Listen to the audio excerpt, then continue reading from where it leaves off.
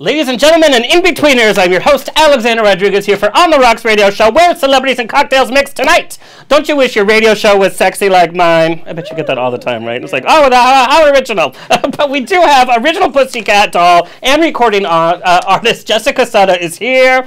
Yay. So sexy in real life, by the way. Like, you see pictures and everything. Sexy. That's for you, Kurt. Yes, okay. He's like, oh, a straight person. We also have MTV's X on the Beach's bad boy and model, Murray Swanby, is here to explain his actions. With my guest co-host, Big Brother, top 3 finalist, and powerlifter, JC Mounduix is here, and me, your favorite host with the deepest voice. So raise a glass and let the games begin.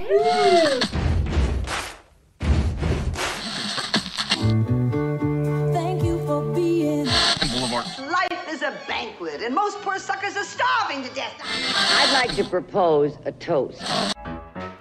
This is On the Rocks with Alexander, coming at you live, where I drink with your favorite celebrities as we talk about fashion, entertainment, pop culture, reality TV, and, well, that's about it. So pop a cork, lean back, and raise a glass to On the Rocks. Fasten your seatbelts. It's going to be a bumpy night. Oh, Lord, it's going to be a bumpy night. Buns and bells and pantyhose, this is On the Rocks, where we're too glam to give a damn. If there was a diet called holding a grudge, I'd actually stick to it. I actually came up with that on my own this week. Lord help us, summer's coming. I'm not even body ready for summer in 2049. Like, I'm just behind the times. Thank you to our sober listeners for joining us today. We love you. Thank you for holding our hair back and driving us home. Drunk texting is literally the only sport I'm good at, for which I've won awards, if you call community service an award. I have plenty. Hello to our listeners around the nation on iHeartRadio, United Broadcasting Network, Player FM, Stitcher, TuneIn, Satchel, iTunes, Google Play, and Spotify. Of course, we are on Facebook Live right now, on Trendy Now in San Diego, True FM in Ohio, and on the West Coast on GED Magazine, Gay Entertainment Directory, the largest LGBT print and online magazine on the West Coast, and nationally on Bear World Magazine. Check out my movie news every week on Bear World Magazine, now with video. This week I chat about Ben Affleck. Why are we still talking about him? He's having some issues in the entertainment world, but he's in the news like every single week. He complained this week because he said that they haven't called him back for the Jay and Silent Bob reboot.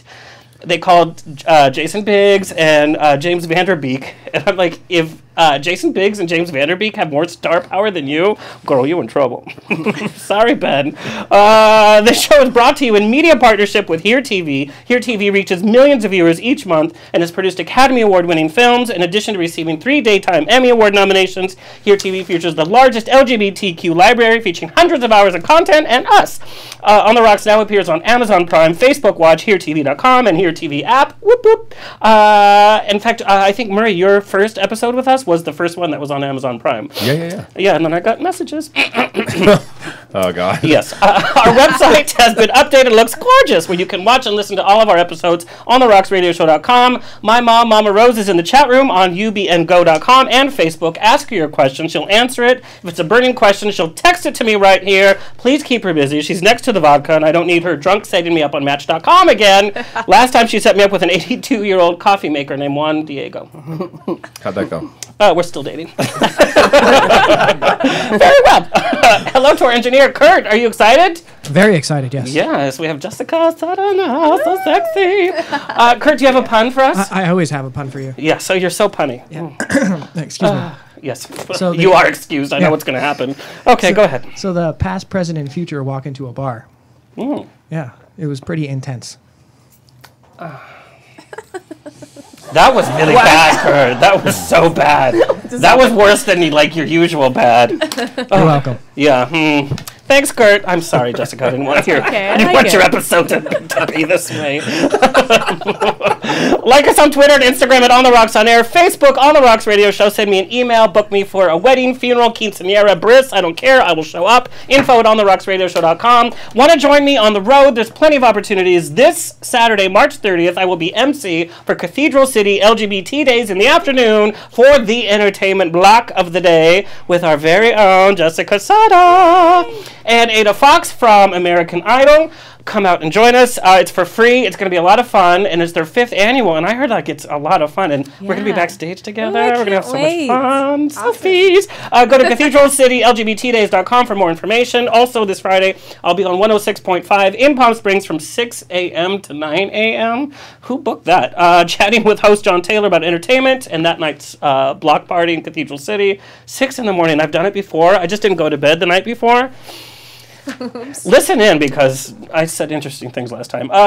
Thursday, April 27th, I return to Santa Ana College for their 2nd annual Dragucation. Fun evening of drag history, performances, Q&As. Tickets are only $10. Sold out last year for their very first event. So buy your tickets early or sneak backstage with some vodka. So in my rider is literally vodka, and they had this small little bottle when I showed up last year. Come on, get it together. Head to sac.edu, communication for more info. Also, I'm very excited to announce Saturday, May 18th from 11 to 4 at West Hollywood Park in West Hollywood. I will serve as MC for Vanderpump Dog World Dog Day with all the Bravo celebrities that you can shake a stick at, including being on stage and playing host to the dog competition with the cast of Vanderpump Rules and Lisa Vanderpump herself, which they're filming for Vanderpump Rules. It's the 3rd day of filming, so there's going to be a lot of drama, and I'm really excited. Also, that night, I returned to Long Beach's Pride's hottest party, Overboard, for my 3rd year. Last year, I co-hosted with Andrew Christian and Real Housewives of Orange County, Peggy Sulahian. This year, I'm hosting with RuPaul's Raja and Adult Entertainer of the Year, Wesley Woods. Go to overboardlbc.com to get your early bird tickets. Also, last but not least, and then we're going to get to it, Gay Wine Weekend is a 3-day celebration of food, wine, and the ambiance of wine country. I feel like I have to be fancier when I say that. There's a big drag queen brunch on that Sunday that I am emceeing. Also, Twilight dances, winery tours. So join us in Sonoma, July 18th to 21st. And I'm telling you early so that you get your tickets, make your travel plans so you don't spend all your money during Pride season before. Get all the details at gaywineweekend.com. Okay, let me introduce my bestie for tonight, JC Mounduix. Making his return, he's small-sized, but a big firecracker from sexy Miami, where he graduated college. He's pretty smart, earning an international business degree and a minor in international relations. I can barely even say that, much less having studied it. I took theater performance in college. I coasted through college. I was like, woo! Okay, JC comes from an overtop Hispanic family that encouraged him to let nothing stop him and to pursue his goals. Although he is a small package, he packs a powerful punch with his sexy muscles and holds 4 national records in powerlifting. He's a certified personal trainer, in addition to his career as a model, and also appearing in a lot of videos, music videos lately, by the way. Mm-hmm. Yeah. He danced for a company where he got to literally travel the world before he moved to LA, and then he got certified as a pharmacy technician. Can you still write? Can you still help me out a little bit? Let's talk about after the show. Yeah, okay.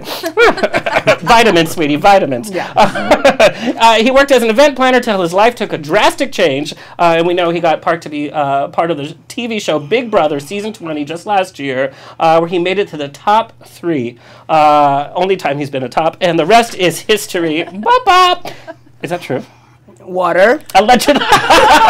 Yes, water's good. Water's very good for you, sweetie. Water, yeah.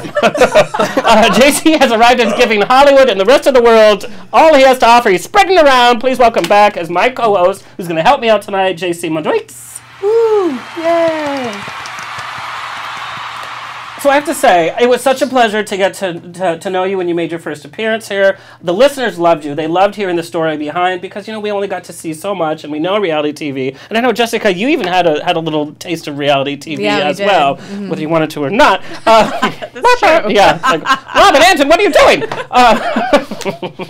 Anyway, but to get to know the person behind, because the way that they edit, the way that they want you to play certain characters, and then you're kind of in a competition on Big Brother. People loved your positivity and everything that you've been up to, and I've recently started stalking you on all your Instagram stories, and you really are a positive person. Like, it's not just, for the show. What is your daily, when you wake up, what is, your daily mantra that gets you ready for, a positive day?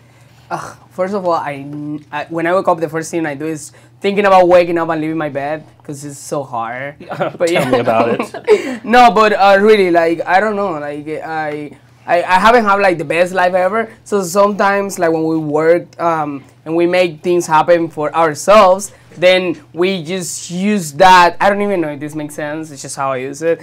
We use that to like, I don't know, like, hey, if I did this and I see the results, that means I can do something else and see more results. So you know what I'm saying? If so it was anything that that you put easy. effort, yeah, like. If it was that easy, we'd all be doing it, JC. No, but you are very strong-willed. So, do you do your workouts in the beginning of the day, middle of the day? Like, when do you? Because you're always working out. I try to go first thing when I wake up before doing anything. If I have, I don't know, an interview at 1, or if I have to film something, I try to go before, at least 2-3 hours before, and then I continue my day. Because by the end of the day, I take a shot or something, and then I just want to go home and sleep. So it's just not gonna happen. If I don't do it at the beginning of the day, it's just not gonna happen. So yeah. Who are you telling? I've been in the gym since 1984. Now, I have to ask you, and I got this question. When you get the key to Big Brother, when you find out you're going to be on Big Brother, they're filming you already.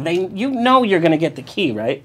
Not really. I'm actually not supposed to talk about this, but I'm going to talk about it. Okay, good. And, yeah, no, they actually like make you clear up your whole week there because they want to like film a little bit more intros with you, whatever, blah blah, and then out of nothing they ask you for your phone, and they're like, okay, put your phone over here and we're gonna film this, and you just have to come here and pick up this or whatever. And then I gave them my phone at that moment without texting my mom, my friends, nothing. Oh, and then, so you give it up at that point? yeah, but I didn't know that. I thought I was gonna get it back.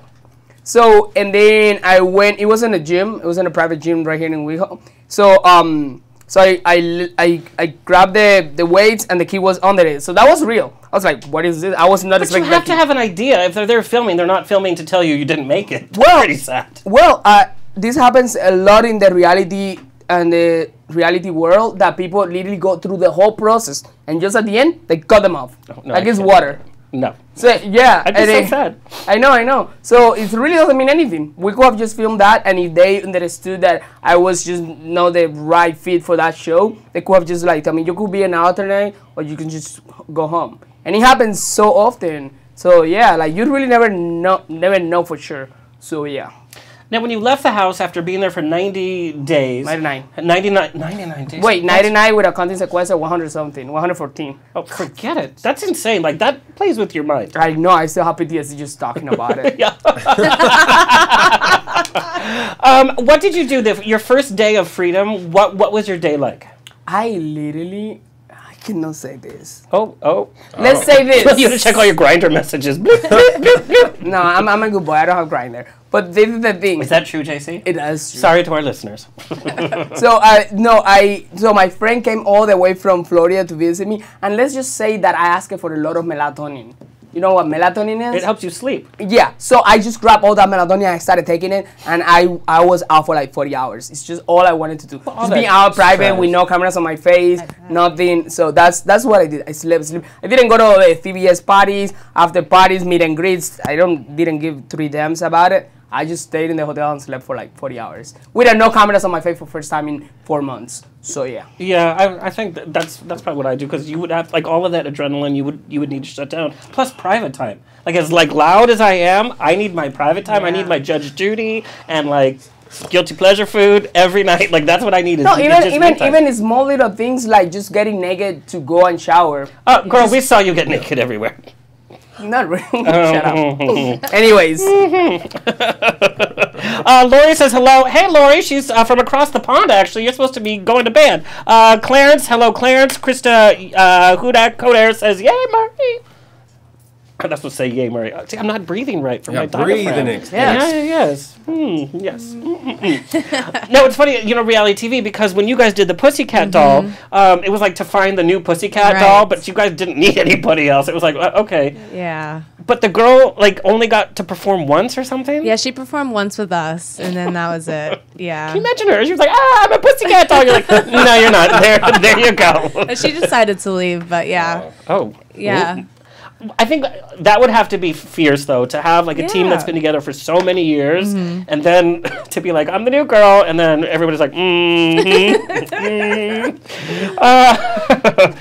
now, how do you deal with like the after the bubble? Like we're getting ready for the next season of Big Brother. There's the bubble where you're like the focus of it all, and then all of the press and all of that, and now it's like, okay, back to reality. How do you deal with that level of attention and even that level of performance mode. It's just crazy. I'm still getting used to it, even though it's been like 5 months. I just came back from San Diego. I'm very hungover right now, by the way. And cheers to that. And Lucky you, San Diego. I can imagine what you left behind. so yeah, in San Diego we had a line. We had like a 2 blocks line just to take pictures with us. People go crazy, go on top of you, and then CBS interviews. It doesn't stop. It's just like a non-stop thingy that we really weren't used to it. But the first week was fun. The second week was okay, this is still fun. The third week is like. Yeah. And yeah, like it's still like sometimes I really need like a lot of time to myself.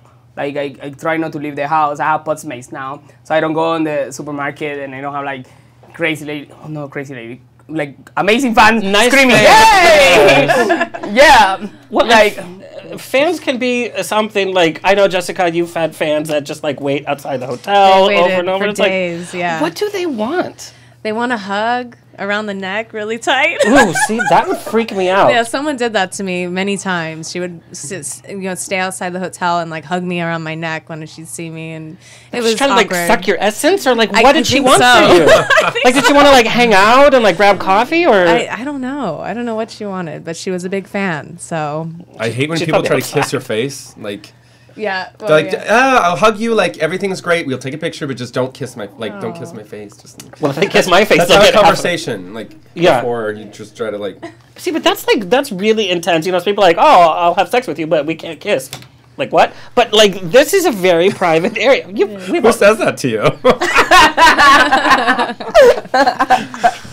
My boyfriend. People kiss me on the face, they walk away with like half my color. It's like, I'm not Latino, I'm lying. But like Murray, your fans, they love you and they hate you all in one like message to you. Yeah, it's great. But you're out in the public a lot. You're always out in West Hollywood. People know exactly where you're going to be that night. Isn't that dangerous a little bit? And I'm very like prevalent on my social media, like Snapchats and like all that kind of stuff. So you kind of it wouldn't be hard to stalk me, which please don't stalk me. But I mean, I have had people that go like that extreme route. And I don't know, it's hard. It's a fine line between, do you not want to post any of your personal life, or do you want to be able to post and have people like get a glimpse into like the life, the innocent life of you, like the not glamorous side where you're just like at the gym and like sweaty and gross. Oh yes, you look awful when you're at the gym all sweaty and gross. I have never seen you post like, I look like crap. Even when you're like, I have a cold. Like that's what you do, Murray. oh my god, I totally It's saw true. that. I totally saw that. That's Yeah, so true. last week, didn't you have a cold? I did Like, last I week. feel Actually, you're awful. right. It's like Blanche Devereaux. I It's like, I put a sick face over my head so you couldn't see my face. You could just see my body, and my body was snatched because I was like sick. God, I hate skinny people so much. Gay, straight, in between, I love you. Skinny, we have to talk. But and how many hours do you spend? I know you're not as active on social media. I'm not. Because I was trying to tag you. I'm like, tag me back, girl. I'm sorry. I'm with the era of like no social media. With the Pussycat Dolls were big. We didn't have Twitter or Facebook or anything. How Thank crazy God. is that? And I wonder how the dynamic, because I know the story on the street is that you guys actually got along. It was a Yeah. professional relationship. There wasn't too much diva behavior. There has to be a little. Yeah, I mean, boring without it. you get that many people together as Yeah. performers, there's gonna be some diva issues.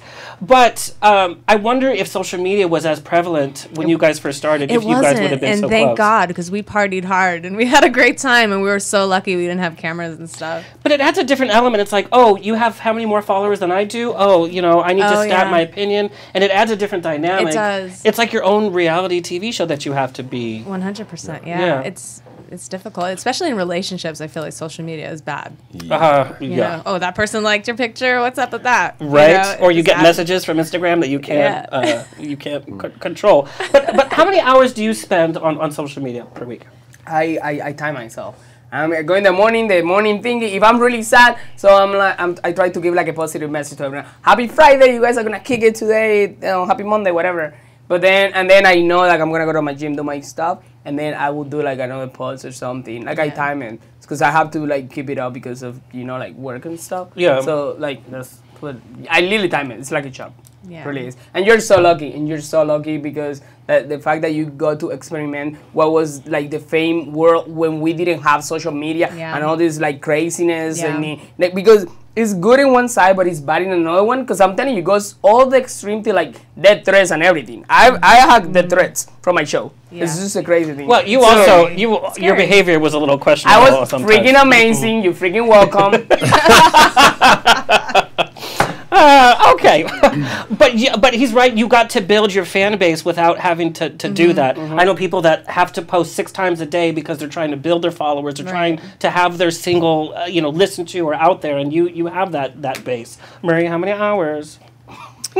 I've actually been slacking off lately since right before I started X on the Beach. I just kind of like reeled it back a little bit. I was like, I can't be posting every minute of every day. So I like try to at least post a couple times a day so people know I didn't die. Yeah.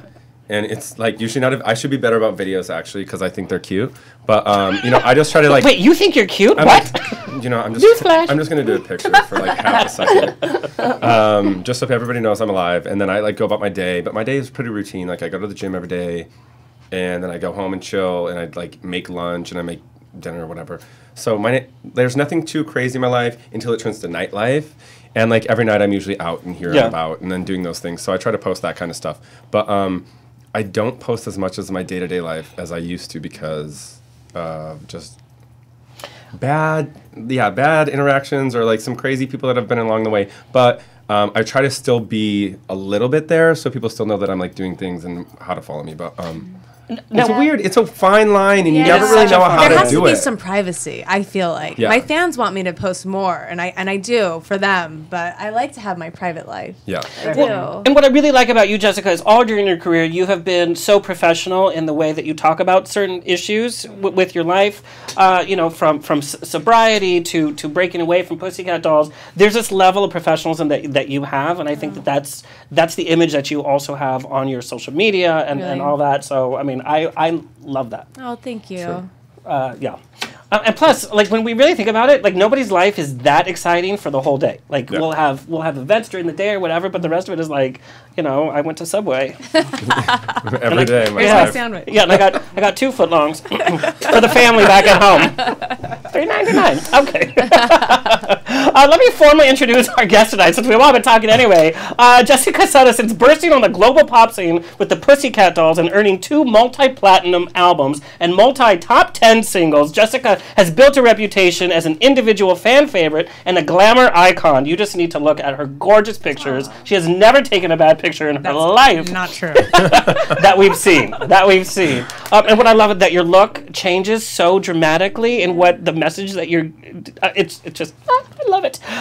The leap from Pussycat Doll to solo artist with Show Me on Hollywood Records earned Jessica a #1 on Billboard's infamous dance chart, along with the countless high-profile shows and appearances year after year. And that was Setta's first #1 single in the solo spotlight. She was the first Pussycat Doll to top the Billboard dance chart as a solo artist. Sorry about it. Right? With her other chart toppers, such as #1 club track Make It Last with hit producer, remixer David Audet, the #1 dance singles track White Lies produced by Paul Van Dyke, Distortion produced by The Code, hit #1 on Billboard's Hot Dance Club play chart. Look out for her new single release, Our Song. Yeah, our song comes on. Our song comes on, and when it comes on, it's all going to go on. This spring, featuring DJ Mark Stout on Dominant Music, her new single leads up to additional releases coming up and collaborations in 2019. Stay tuned. More Jessica. Welcome to On the Rocks for your first time. Thank you. This is so... I like that applause. Also coming back to us, Marie Swanby, an established reality TV personality, globally published underwear and swimwear model, and social media powerhouse that's never afraid to show some skin, a lot of skin, and speak his mind. Yes, we know. Best known for his rising career in LA nightlife as a promoter at the world-famous Abbey West Hollywood, that I give half my paycheck every night. Murray stole the show and captivated viewers with his personality and so much drama as a breakout star in What Happens at the Abbey. So hot for TV, they canceled it after season 1. That's how hot it was. No, literally everybody would fast forward to your parts. I live for you. Right? Because everybody would fast forward to your parts and the rest of it was like, snooze fest. Where are they now? We should do a Where Are They Now? Probably at the Abbey. Mm-hmm. I love all of them. That's all I'm going to say. We had Kyle on the show. I love Kyle. I think he's at Subway down the street.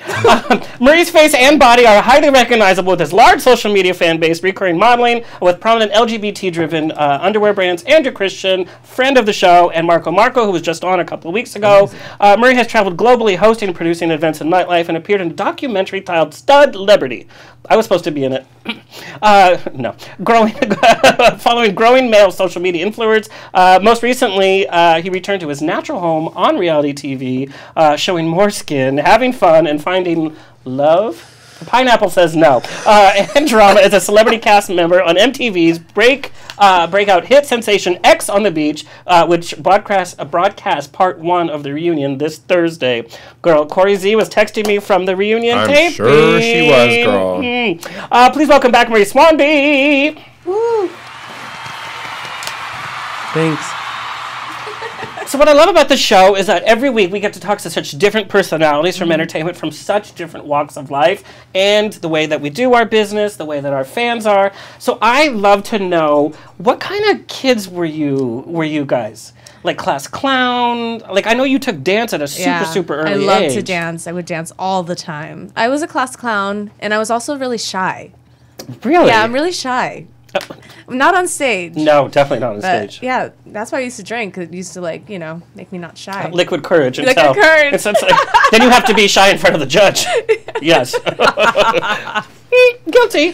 But that's funny. So you were out always like on stage. Like the minute you hit stage, didn't you start dancing like at Since 3? I was 3. Yeah. I remember the day that the lights hit my face, and I just knew from then it was everything to me. Now you did dance, and I know that you had like an injury, so then you went into acting. That didn't go so well. I love that you're very honest about it. You say that you're a bad actress. I'm a horrible actress. When somebody tells you they're a bad actress, believe them. I want to act, I really do, but I'm really bad. Well, no, I know that you studied like 4 hours a week on voice lessons. Like, I know you did that. Did you put that time into acting as well? Or you just like, you didn't like it as much? I didn't put as much time. Like, singing for me, I wasn't born as a singer. And my dad told me I couldn't sing when I was 9, so it was always a bad thing for me. So breaking that shell, I went to intense workshops and worked with Ron Anderson and just put all my money towards my voice. I love, because that's a good chunk of money. It is. But that's the investment that a lot of, like when you guys hit the scene, it was like, money's coming in, you're traveling, it's glitz and glitz. A lot of people don't reinvest that money into their career. I still do. Well, and look, the first number 1. Thank you. JC, what kind, now you grew up in Miami, right? Yeah, most of it. That's where I'm from. What? Oh, that's right. What about Miami? A Cutler Ridge. Like What? South. Yeah, like Hello, Kendall. I'm from Kendall. Yeah, Kendall. Yeah. Yeah. Whoop whoop, Miami in the house. I have no idea what you guys are talking about. She was captain of Miami Heat, by the way. Boop boop. What? The cheerleaders, yeah. Wow, nice, was nice. really fun. Well, when I used to do the event planning thingy, we did a few events for the Miami Heat. I remember being there. Really? You probably cheerleader. It was in 2000. No. 2002. No, this was like 4 years ago. Oh, okay, yeah. Yeah. Yeah. Okay. But like, what kind of kid were you? Were you always so vibrant and full of life? Oh, I was the worst kid ever. I was the one that my mom was being called all the time. It's so crazy because everyone, I'm like a short gay one, blah, blah, blah. So people are like, have you ever been bullied or something? I was never bullied. Like, people would do they would try to mess with me, but I would go and fight them. And then because of that, no one else would come to me. I remember what time, I remember my mom being called because I wanted to jump this wall in my school, and this guy just stopped me from doing it. And I went around the wall and I kicked him on the balls so hard that he had to go to the school clinic or whatever they had, and then they called my mom, and then they suspend me for like a week. Oh my God! Yeah, the new single from Jessica Sutta, kick him in the balls. I was really small. I was really small, but I was always very problematic and stuff. But I was smart in school, so that's what saved me. Like, I would get good grades, but I was always misbehaving. So it was like a contrast. Yeah. Right? Like balance. Right. Yeah. They called my mom into school when I was in 1st grade, and she swore, because I was reading and all that super early, she swore that they were going to say, we have to advance him a few grades, and the teacher says, he's obviously a very lonely person because he won't stop talking. She was like, well, So, Murray, were you always like, boo-boo, in school? I mean, did you have like an ugly duckling period? What kind of kid were you in school? I mean, I never had an ugly duckling period. I was pretty... Life is just I tough. was so cute. No, I was so cute as a little kid, and I used to have like all these old ladies pinch my cheeks. So that's why I have like this weird thing about people ever touching my face. Oh, Like that's never touch interesting. my face because it freaks me out. Because all of my grandma's friends used to pinch my cheeks like super hard. And I'm like, please just stop. Okay, Oh. and then I went into like middle school, and I had my like I was a class clown for a minute. Really? I got made fun of a lot for like I didn't know like I was gay, but I was different. So everybody made fun of me a lot for that. So I kind of like toned down my like personality through like most of my high school. And then I just turned into like this party kid. So like I would throw all the parties and like host all the parties, and we'd go, and it's literally what I do now. So it's just gone straight through into my like full on life. All of But the I've like teachers, had all these little moments. yeah, and like all the teachers saying, "Get rid of the nightlife. It's not going to make you money." Now you're like, "Ha ha." My favorite part of Facebook is that you get to see how awful everybody else has aged. Like people I went to high school with have kids now. They look awful. Do you look? Are your friends like? I mean, okay, so yeah, looking back on Facebook, like everybody hasn't aged that well back in like the like rural states of the Midwest, but everybody's like having kids and like focusing on them, and that's just not what we do in the big cities. You know what I mean? But- like but we're you're focused from- on you're from- ourselves and our careers and everything we're doing. So I mean, like a freight train might have hit you, but live your life. It's fierce. Wait, where are you from? Where are you from, Murray? No, but I love everybody back town. Where you from? Alabama? Montana. Montana. I mean, same thing. I mean, was it's- gonna- I was gonna say it's all the it's same. all random. Yeah. It's all random. Like Midwest, very rural. Like I grew up in a town of like 2,000 But they don't people. really like sleep with their sisters and stuff. That's- No. But they're all focused on like they're all very focused on like it's all family moment, and like when you go to a big city, you're very focused on your own career and everything that you're doing. You know what I mean? So you take care of your appearance, and you do these things, and you do all that. I mean, instead of a kid, you have a dog. You know, we do all that kind of stuff. Oh, I hate children so much. Oh Lord! But it's interesting the different paths that we take. Like we talked about you acting, and then you were like in a soap opera. I was. Megan Fox played your little She was sister. my little sister on it. What? So okay, Where? In Miami. Fierce. I loved doing that show. I loved acting then. It was great. I played It a was soap gothic opera. teenager. It was I could totally see that. yeah, I was gothic and pill popping and crazy, and then I turned into the popular girl who sang. Oh. Typical. Wait, Where is she now? what's the name of this soap opera? 'Cause I want to check it out. Ocean Ave. Okay. Yeah. There's like one clip on the internet that I found, so you can actually see an episode I'm on. Oh, we definitely. pulled And it have up? no, to- none of my to- fans have seen it, so Really? yeah, Well, now Kurt, you're gonna Kurt. see it. pull it up. Look for it. Can we watch that? Ocean Ave, yeah.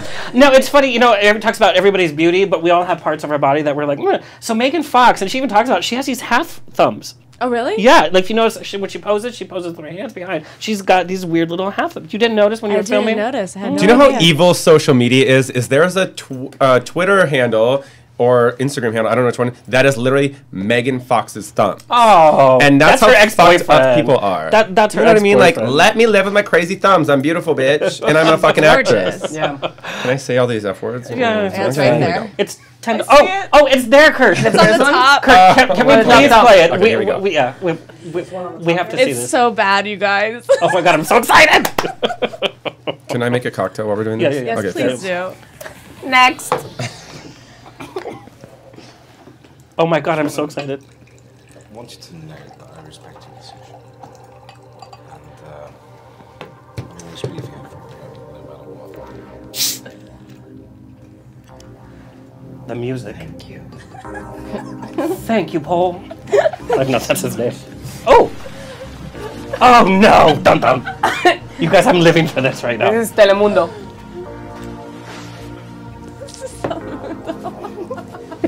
Oh! Oh! Don't mind me! Did you see it? Make sure you save seats for us, okay? I hope I'm in this part. I don't know if I am. Oh my god, this is my type of show. He's so sexy. Marcus. Is that the mom or the friend? You don't even know that's a...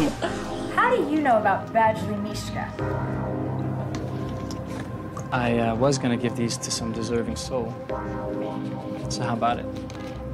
Friday night, the Rainbow Room. This is either a soap I'll get opera into or my porn. suit. Like, I haven't... I was about to say the same. Yeah. This looks like one I of those. think I can do the next It's one. 44 minutes long, too. Oh, it's 44 minutes long? Yeah. Okay. Kurt, maybe while we're talking, you can like... You'll find Yeah, find it. I'll try and You guys, find that's a it. pretty I don't want to too put you through this. Next on Ocean Avenue, the sun sets on the hallway, but does Paul? Bum, bum, bum.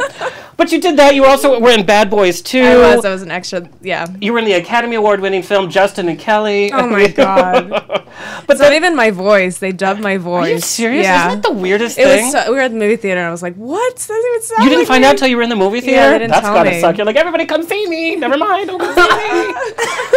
And then like cheerleading was there, and then what I love is your discovery story, which is so LA, which is so Hollywood. You were doing something ridiculous like Smokey the Bear. Smokey the Bear. Public service announcement. You imagine it's like book the gig. Nobody says that's like PSA. Woo! But this literally was your. It was. I met Robin Anton on set, and we totally fell in love. And she's like, "Cut your bangs. I want you to be in this group called the Pussycat Dolls." How long had you been in LA? 3 months. Oh, so okay. Yeah. So you weren't jaded like a lot of other. They No, would have been I like, was- oh really? Yeah, I was from Miami, sweet, you know. But my mom called me Pussycat my whole life. Oh, that's so it's very odd that that happened. And we love Robin Anton. Have you been watching her on New York City Housewives? No. She's in this season. She is? She is. Oh, I have to see it. Yeah. Because I was like, love oh, Robin. girl, I know you. What happened to her brother, by the way? I'm not sure. Oh. Also, Kurt, I want to play a clip of something that was taken last month, and I wonder if this is a thing to come. It's actually you dancing with Robin Anton. Oh, yeah. Let's take a peek. Now, this was at one of her dance classes? Yeah, it was a PCD master class. And I didn't know I was going to dance. I was wearing my Louboutins. Here, yeah. Louboutins? Yes, girl. Yes. And this wasn't even like planned. It was just like... No, it was random. I wasn't ready. Were these boys here with you? What? Were the boys here with you? No, they weren't. Look, still got it, girl. Look at that. And that's Robin there, too. That was really A little flash, and like fans went crazy when they saw this, and then so of course everybody wanted to know, reunion? We hope so. Really? I really hope so. I think it's time. The fans want it. We want it. Where is it in the discussions? It's being talked about. That's all I can say. Is everybody on board? Yeah. How does that make you feel? Amazing. Yeah. It's been 11 years. Long time. Would you come back for like a full like nationwide tour or Yeah. even different countries? Because I know you guys hit it big in Europe before We were it was huge here. in Europe and Asia and Australia. So I think we'd probably hit Europe first and then Asia and then, you know, hopefully. And hopefully the States. You know, you never know. I'd be interested to see how the focus would shift to certain members. I mean, your solo career has just taken off and it's solidified over, and it's lasted all of these years too. It's not like, oh, this is her breakout, you know, like poor Baby Spice, and that's it, right? Yeah. So I'd be very interested. I'm sure they're probably going to try to make it a reality show or something. Ugh. I hope not. I love watching reality shows, but I don't know if I could do it. I'm shy. I know it's weird. I'm shy. Get that drink. Yeah, that's very I'm pouring more water in it. strong. Oh, it's not. That's better. That's better. Okay. There you go. Sorry to pass it right in front of you, Jessica. That's okay. So from, do you remember, but you still had to audition for Pussycat Dolls. Well, I went to the audition. There was 300 girls, and Oh she my wanted God. to put me next to people to see how I'd look. So, yeah. And But did it, like- I actually had a headpiece on, like this wig, and we did a lot of like head spins, head whips. And like I did a head whip, and my wig fell off across the whole room. And I was like, oh my God. And everyone was laughing, so I just kind of took it and like put it around my You were head. doing RuPaul lip sync offs before Yes, that was it. I was. I swear, when a drag queen rips their wig off, they've won. Either they do that or a death drop, and then they won. So you won. I got it. Do you remember the first few rehearsals? How were you how were you introduced into the whole concept, and what were the first rehearsals like? It was tough. It was like 50 girls when I first started, and a lot of them weren't nice at all. And I was from Miami, naive, just, you know, fresh. And it was really tough. It was really tough. I didn't want to do it. Yeah, and then it went down from like 50 to 20 to 10, and it started getting better because everyone was amazing, and then it went down to 6. And we all got along really well. Believe it or not. I bet you thanked your like classic dance training Oh, at for that sure. point, because you were able to go to a lot of different genres. It was so different from anything I'd ever done, but it felt so good in my body, and dancing in heels is just like so feminine, and I love Robin, and her everything about Yeah. her is great. I love Robin because the way she choreographs, it's very feminine and sexy, but it's not misogynistic at all. No, not at all. It's like really empowering. It is. It's so empowering. You know, when we would do like the Viper Room, we'd wear like burlesque clothes and like garters, and it was very sexy, but there was something so there was classy. a power it was, in there. Sophisticated, and we felt so much power. Yeah. And you got to experience the Viper Room the way that generations coming into LA nowadays do not get to experience it, where it was this small, intimate space where you saw the best performances. You had celebrities there every night. It was literally part of Hollywood Sunset Strip 100% history. It's nostalgic. Now, how did you not get so involved in the nightlife? Like, you guys had to rehearse, you guys had to do press, and then you guys had to perform all the time. Yeah. That must be hard to be in this like party environment and not be able to partake. I handled it really well. I mean, I work hard, I partied hard, you know. I was drinking back then. But, you know, I'm very professional. When it's time for a call time, you got to be fresh and ready for everything, you know. Professionalism in an industry? I know, how That strange. is crazy. We all were very professional. And we had a very busy schedule. I mean, my life changed when Don't You came out. It was like the next day, my life was completely changed. And little known fact, Don't You was actually written for somebody else, and she did nothing with it, right? Tori Allen Mazzei. And there's that. But being on stage, was it hard to kind of keep your identity and who you were? Not at all. Really? It was so empowering that I found who I was on stage. You know, my character in the Pussycat Dolls is who I am. I think for some people it might swallow them up. And that they only thought about themselves as part of this group and where their place on stage was rather than their place in the music industry. Yeah, I think we all, you know, stood out in our own rights, you know. I think it was very empowering, like you said. Now, knowing oneself, Murray Swanby, from people's comments on social media to those who know you and work with you, to even your fellow cast members on X on the Beach. Oh, and I can't play any more clips, by the way, because I got in trouble last time. Boop, boop. Sorry, what? MTV. I played the clip of you and Corey. Yeah. Crying, or he was crying. What? And you got in trouble by MTV? Well, because they didn't like me playing their stuff. Anyway. Okay. But there's this sense that you are always on and that you're always playing at your personality and that you are behind a wall. In fact, some of the other cast members were commenting on that when Nick made his appearance.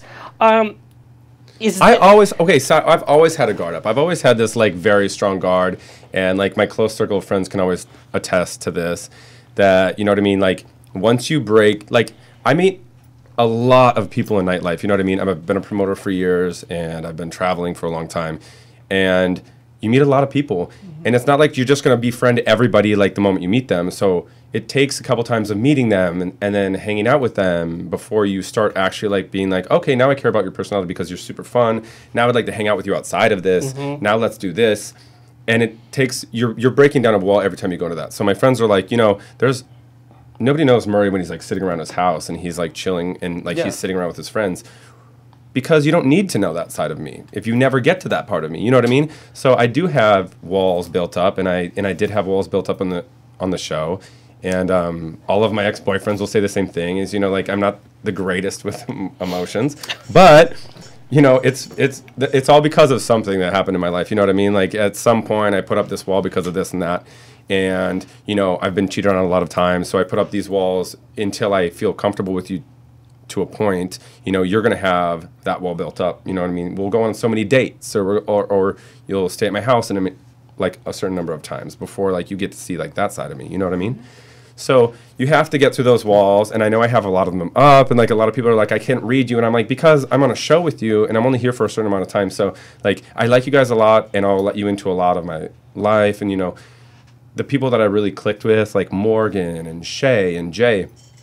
You know, I had a lot of time sitting down with them, and like we talked about stories all the way back into our childhood, and then I'm like, all right, now like they could just come and I would talk about anything with them. But there's a lot of people also on the show that I'm like, you didn't see that side of me because I never got that close with you. Like we talked about some things, but unless I'm really getting to know you, like I just don't think you deserve to see that side of me. I don't just think you deserve to see that like that vulnerable side of me until you like break through a lot of walls.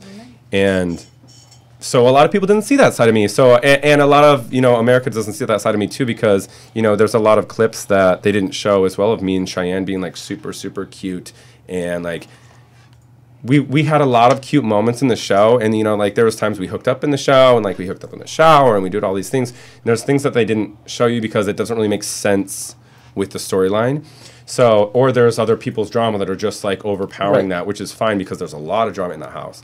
So, there's all this drama that kind of overpowers it, and you guys don't get to see all of the things that happen. And towards the end of the show, I did get to that point with a lot of people on the cast, and yeah, you know, like I don't know, what do you want to say? Like, of course nobody's going to see the vulnerable side of me until I let you to see that. So no, but I have to say this genuine moment right now is huge, and I think even huge for your followers and listeners to have this explanation. I mean, I think that's it's good to hear that you're very honest about that you're aloof and there's a reason for it. Yeah, I mean, I know that I'm that way, and I'm sorry that I'm that way, but it's just how, you know, it's just how I would, like, things that have happened, per relationships or growing up or moving from Montana to LA. And LA, you do get jaded sometimes. And 100%. you know what I mean? Like, It'll it's great. spit you out. Yeah, if you don't find somebody, like, you'll find the people that, like, when you got here for 3 months, you said that, like, you found that person that, like, really got you a kickstart. Yeah. But there's a lot of people that, like, pretend they're that kickstart and they just kind of get you jaded. So there's all these things that are, like, a timeline in your own personal story that are going to make you jaded. So, you know, you'll find it out. We even joked, Jessica, the first time I met Murray, it was at Mickey's, and you were drunk and I was drunk, and I was like, come be on my radio show. And he was like, call me. And then he left. I was like, oh, I have your number. Yeah, I was very like, okay, you have a radio show. Okay, bye. I like ran away. That's LA, though. Yeah. But it is LA. You guys. It really is. But now we're besties. Boop, boop. Now we cute. A moment of hashtag cute loving shade, I guess. Nick, that we saw in one of the episodes of X on the Beach. And for our listeners that haven't seen MTV's X on the Beach, it's reality stars that they put together in a beach house in Malibu. They seclude them off, and they introduce their exes, slowly but surely, to see if they find love again or if they still hate them. So Nick, one of current, past, we're not really sure, boyfriends popped up for one of the episodes. Poor guy. Like, he got a little teary-eyed because you couldn't tell him, like, oh, I'm here for you. Like, oh, one of the lights just went out. This place is haunted. Like it literally is. Anyway, but like it's just like you're like antagonizing my demon, and like, the lights are going to start going off. Don't even laugh. We've had psychics here, and they're like, there's a lot of energy here. Oh, wow. But you couldn't tell Nick what he needed, and it was so sad. Yeah, that's true. Okay, but also we went on. So when I went on the show, I broke up with Nick. Before I went on the show, you know, me and Nick were kind of getting to a lull in our relationship, and I was just like, you know what? There's a show that I want to do. I didn't tell him what show it was because obviously I didn't also know the show. I was like, I'm going to take this opportunity to work with MTV because it's something that I want to do. I think it's fun. And so I went on the show, and it's also an undisclosed amount of time. You're kind of just like JC said, you're kind of just pulled out of the real world, and nobody knows where the hell you went, and nobody knows what you did, and social media doesn't know what's going on, and you're just kind of ghosted. But so when they asked Nick to come in, they're like, Nick, you're going to come in here, and would you like to see what Cheyenne and Murray are doing around here? And he's like, sure, I would love to see that. That's a bad decision. But he came on, he saw it, obviously he didn't want to see it. But I'm like, this isn't things that I would show you in the real world anyway because we're not dating right now. So, like, why would you want to see me talking to my ex-boyfriend and getting close to my ex-boyfriend in a show? Like, super weird, right? Like, it's nothing that you want to see is going to break your heart. And I couldn't say, like, bitch, it's a show. You knew I'm on a show. Here I am on a show, and you're asking me what I'm doing on a show? Like, you come in a teddy bear costume and rip your head off? And that was so cute. But the bear community went crazy. It's like twinks and bears together at last. But yeah, it's like that wall that you can't break down, so you're not allowed to say camera on camera, and you're like, bitch, you just came onto a show that you know I'm on a show that's a dating show, and I'm seeing people, and like you rip your head off, and you're like, what's going on here? Which the producers have set up too. I mean, the producers are setting this up. Just very sad. A moment. This is what Nick has to say in a very loving way. God. She, meaning you, girl, literally was a huge life change in my life. Don't have any hate, but she sure lives her life like she was always on a reality TV show. Also, see you Saturday night. Yeah, that's the truth to that. Yeah, I guess you guys spend a few evenings per week together? Can I say something? Yeah. He always comes to Thursday. He always comes to my King Thursdays at the Abbey. We always party together. We usually party together on either Saturday or Sunday. I'm a big Sunday fun day guy. So like, who are you kidding? It's like 12:01. I'm like, it's Sunday. This is my thing. So I'm friends with Murray. Like in real life, in personal life, I'm friends with him. And every single time I go out or I do anything with him, even if it's at home watching TV, whatever it is, Nick is always there. So what's the deal with that? Like, are you guys still together? I'm still best friends with my ex of 8 years. Like, we're best friends. I'm still great. I'm really, really good friends with Nick. Actually, I'm on the best friends with Nick than I've ever been on a breakup, probably. Maybe except for one. But usually, like, my breakups end in, like, fire. Like, me and Cheyenne's breakup, we end in, like, court battle and police, like, detention center and restraining order and God knows what else. And then, like, Corey Z, we end in, like, blocking on every social media outlet and la la la la la. And, like, he's, like, trying to burn down my house with matches on Saturday nights and whatever else. But like allegedly. It never happened. He's coming back next month on the show. It was just one of my plans was randomly. I'm just kidding. But there's a lot of like bad breakups, but this has been a really good breakup. But even after all those crazy breakups, I've still been on good terms. Like me and Cheyenne are still on good terms. Me and Corey Z were on good terms for like a minute after X on the Beach until she like went crazy. But well, we're gonna talk more about the reunion. JC, do you feel that people want to date you for who they saw on Big Brother? So like in my case, my dating life was better before Big Brother. Way better. Like way better. Way better because you thought it was more honest, or way better because probably because of that, and also because of all the PTSD probably after the show that people just get close to me, and I was like, no, I just don't want you. I'm like paranoid.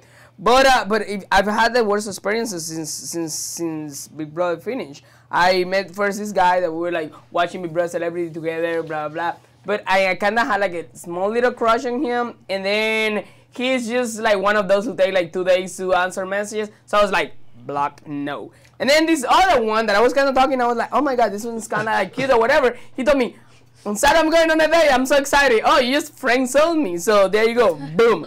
I love whenever you get that, like whenever you feel somebody is like flirting with you, tell them you're going on a date because that is an instant like friend zone. Yeah. No, but he was the one like flirting with me. I'm actually like in real life, I'm the shy one. I'm the one who just let things happen. I can see that, yeah. But like so it's just weird because then like so many messages, so many like people approaching and stuff. But I have all this fear inside that you just don't want. It really changes you. Being on the public eye, it really changes you so much, and you don't really realize of that until you're like on that spot right there. Yeah. So like you really close yourself a lot because I've done it. So yeah, before Big Brother was good. Right now it's like just wanna sleep. Take a break though. Like when you're not looking for it, it's I'm not looking for it. It's just like what I'm saying. Yeah. So yeah. Well, not everybody here is single. Congratulations, Jessica. Thank you. Engaged? Engaged. When are you getting married? September 14th in Malibu. We're all invited, you guys. Can you imagine if we all show up? Oh, I'm totally showing up. In Malibu? Gorgeous. Thank you. How long have you been in the relationship? 2 years. Wow. He's my best friend. I love him so much. His name is Mikey. Hi, Mike. That's a sexy name. It is. That is a sexy. And without seeing this picture, I know he's super sexy. He's a drummer. Oh. And he's amazing. That means his arms and he's sexy. He's so sexy. Oh, my he's God. got good rhythm. Waiting for the picture. I'm looking for the photo. I'm like, that's all I'm doing. I can show you my Instagram. Yes, yeah. Kurt, did you find the clip of oh God, of Ocean Ave? Oh my God! There's the goth girl. I think I did. You guys are living for this. Okay. Well, wait. English class in like 5 minutes. Cutting. But look, I have a family emergency, okay? I'll call you later. what family? Shame. Hey. Where'd Kayla run off to? I have no idea. Academy Award winning. That wasn't bad. That was way better than the first scene we saw. Let's just talk about that. That was an Emmy Award winning. That was so much fun. It was 9 months. It was, it paid well. It was great. I enjoyed it. Well, and you probably, this is why I think you have such a good idea of what a professional is, too, because we know that those sets, you have to film scene after scene. It's like, get that it's take 50 done. pages a day, and it's like 3 takes, because it's soap opera. It's 3 cameras. Yeah. It's very, cut and dry. Well, congratulations on your you. engagement. How did you guys meet? We met through a mutual friend in Malibu. Yeah. Pretty awesome. Malibu's the place to go. It I just need to go is. find Malibu. So I want to talk with you about breakups on a different level. Okay. Now I know your inspiration for leaving Pussycat Dolls wasn't planned. You actually physically hurt yourself. I broke my rib. Oh God. Yeah, my dance partner. Where's the dance partner now? Oh, he's such a sweetheart. It's not his fault, but the way he handled my back, it cracked my 11th floating rib. So they told me it was going to take a year to heal. So we were in the middle of a tour, and I was like, I just can't do it anymore. Physically, it's just too much. And that has to be one of the hardest decisions to make, because you know what you're leaving. Because the show has to go on for the Pussycat Dolls. Absolutely. It was very hard. But yeah, it was a big decision. And I wanted to do solo music, so that's when I decided to do it. So maybe everything happens for... Everything happens for a reason. I just wish I didn't break my rib. That wasn't fun. Well, I love how the media surrounded itself. They said that you were homeless. From one day to the next, it was like, I'm sitting on my friend's couch. That calm was down. from E. That was the tagline. Well, yeah, we know E is reputable, right? Yeah. So they wanted to make it this crazy tagline to get people, involved, and it was just, I was like, what? It was the worst thing ever. My family was like, are you okay? I'm like, I'm fine. I don't know why they said that. But tell me what that does to your mind, because you leave the group, that's your family on the road, that's your schedule every day. From literally, you come back, you're like, okay, this is not what I'm doing. You haven't built your home, right? Because you didn't have anything I went physical through a because you're on the breakup. road. When it happened, I was in a breakup, so I was staying at my friend's house. So I didn't have anything. I didn't have a place to go to. It was very difficult because I was on the road. I was staying in hotel rooms. So that's where the homeless part came, I guess. So that's so rude of people. You're so rude. That's so rude. Oh, I hate that. Because it was in all the tabloids then. It was on tabloids. Jessica homeless, and she's looking fabulous. Yeah, I'm real homeless, bitch. Oh, it was embarrassing. But then to also be lying there on somebody else's sofa, to be thinking about your career, to know that the Pussycat Dolls is continuing. How did you, so to speak, get out from that situation? How did you get up from the sofa and be like, okay, this is what we're doing next? Well, I focused on my music. I focused on getting better and just, getting healthy. And we were on the road going for, 7 years. Oh my I didn't God. have any time to relax or have freedom. So it was a lot of freedom. I had a good time, actually. It was nice for me to have that time off because it was really hard. And I imagine not somebody saying, this is where you're going to eat, this is what you're going to do Oh, now, yeah. this is what you're going to say, this is what you're going to look like, Exactly. this is how you're going to dance. Totally. Yeah. But it's still scary. What were the biggest obstacles in becoming a solo artist in dealing with the music industry? Well, it's just a hard industry to be a part of. You know what I mean? And there's a lot of competition, and you got to be the best that you can be, and finding the songs that will make a hit. It's not easy, There's a lot of politics involved. So I learned to be really strong and just love what I do and work with the right people. And yeah, so.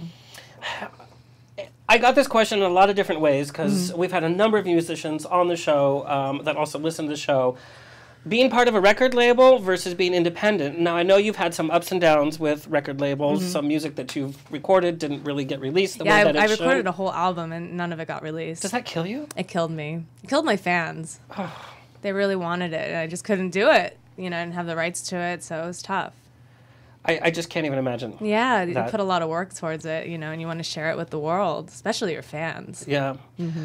So nowadays, you don't necessarily need to be part of a record label. No. What are your thoughts on being part of a label versus being I think it's amazing being independent. You can do whatever you want, and with social media and everything, you have a lot of freedom to get it out to the world. When I release a song, it goes everywhere, goes worldwide, and no one can tell me no. No one can tell me you can't do it at this date or whatever because it's So I'm lucky, I feel like. But do you think there's an oversaturation of music? I mean, anybody with an iPhone can now have a music video or record a song. They can auto-tune their voice till the cows come home. That happens. So how do you get your voice heard in such an oversaturated industry right now? That's really tough. You're right. The internet has changed the industry so much. It's insane. But, my fan base... They want music. I give them my music and I make them happy, and that's all that matters. Speaking of music, Murray, you never sang last time you were here, and you promised a country song. Did I? Yes, you said you had a single coming out soon. Is that in the works? Well, no, I had my single that I made. Like, I made a single 2 years ago before What Happens at the Abbey came out, and then we held off the release of that because of What Happens at the Abbey.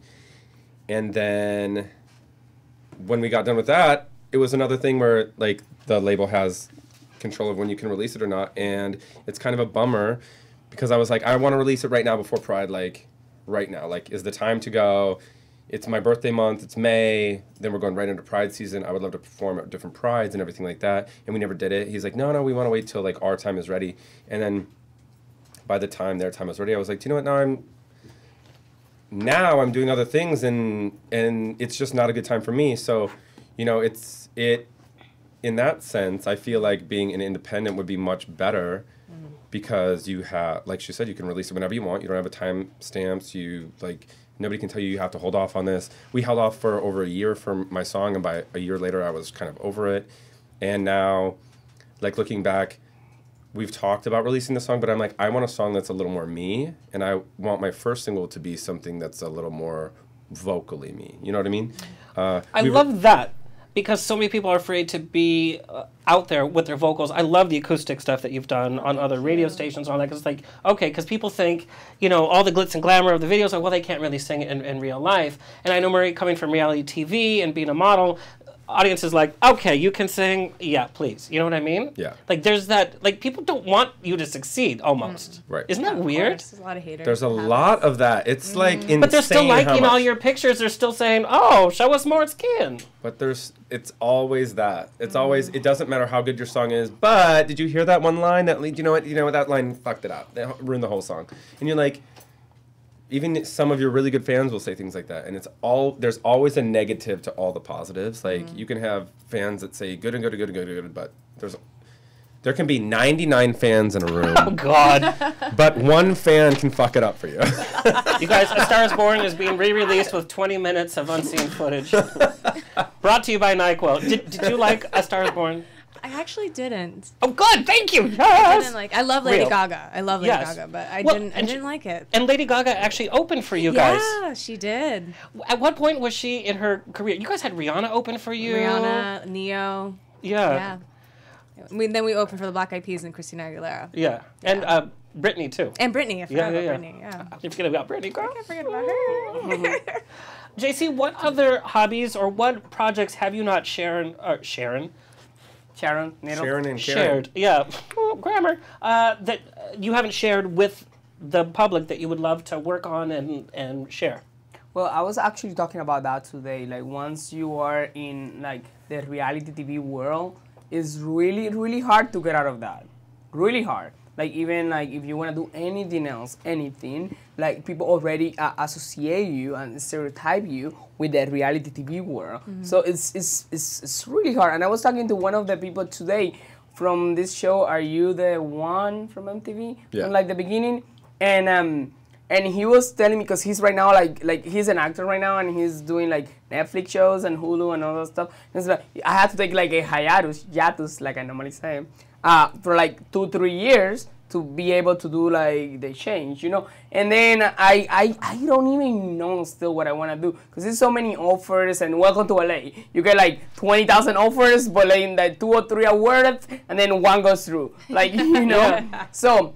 And I'm trying, like, a lot of the following I have of fans, I still feel weird saying fans, because I'm like, I haven't done anything to deserve fans, but whatever. Girl, my mom has fans. We all got fans. Yeah, well, so the fans, they really want to see me like in comedy and stuff, and I actually even like suggested that I was gonna take like something to work on my accent. They were like, no, we want you with the accent. You have a great accent. And then Sofia Vergara, hello.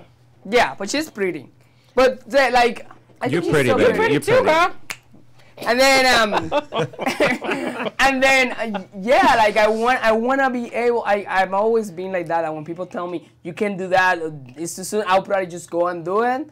So I wanna just go and expand my horizons and see like whatever I can do and stuff. And I'm really seriously thinking about doing stand-up comedy, because I'm like the one of my friends when we're like all in a group that I stand up, I say something and I don't even think it's funny, and they start cracking up. I'm like, gosh, I'm the freaking clown and I don't want to be the clown. So I might as well just monetize out of it. Yeah. I could totally see that, though. Yeah. I could totally see that.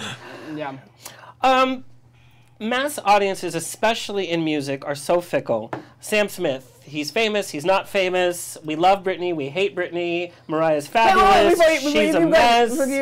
Can Sam Smith just follow me on Instagram. Oh. And then he liked some of my stuff. I'm like, Sam Smith, if you're watching this, I freaking love you. Please, like, just go on a date or something. So yeah. Oh, that'll be exciting. He really just did. I was as surprised as all of you are. Vanilla Ice Cream is all I call Sam Smith, and his music is writings on the wall. Writings on the wall, girl. It's invisible ink because I can't see it. But in talking about audiences loving you and hating you, how do you keep those voices out of your head while still keeping your pulse on what music audiences want in terms of sound? Because you have to carry them. It's like selling any product. Yeah. Whether you're selling a nightlife experience or whether you're doing stand-up. Yeah. How do you keep your finger on the pulse while still... Stay current. Yeah. With sound. I know, it's difficult. I think it's just really believing in yourself and really believing in your music and loving your music. Like, I listen to my music that I make. A lot of artists don't. Yeah. It's really strange. That's interesting. Like, I need to enjoy it and want to listen to it, then, you know what I mean? I love that you said that. I think a lot of even actors don't see what they're doing, or they're not looking at it from a critical eye, or even enjoying what they've done. You have to enjoy what you do. It's so important. I want to hang out with you like all the time. Let's do it. Yes. You can be my designated driver. Oh, you got it. After an hour, you'll be like, out. This ain't Uber. I want to take a look at Feline Resurrection. Oh, wow. Not only does it have such a very unique look, but obviously the meaning behind it, Pussycat Doll, Feline Resurrection. How did you first start the concept for this project? You know, my experience leaving wasn't the greatest. I wasn't in the greatest place. I broke my rib. I wasn't too happy. I'm in a different place now, but this experience doing Feline Resurrection was so cathartic. It was so healing, and I just wanted to express myself through art. Instead of saying what I was feeling, I wanted to do it through art, and that's why I created Feline Resurrection. I want to take a little peek, Sure. And feel free to narrate us through what we're saying. Kurt, can you turn the screen just a little bit? Number one, the sound immediately.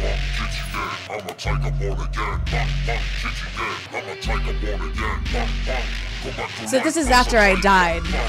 So I'm in the underground. And those are the Pussycats.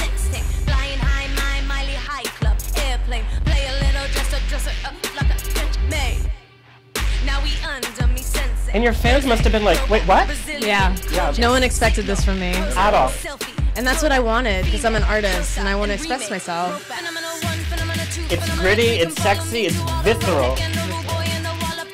Actually, I really like it. Yeah. Thank you. And your voice is so different. It's that energy. Yeah. And the lyrics are so smart, by the way. Look at this, you guys.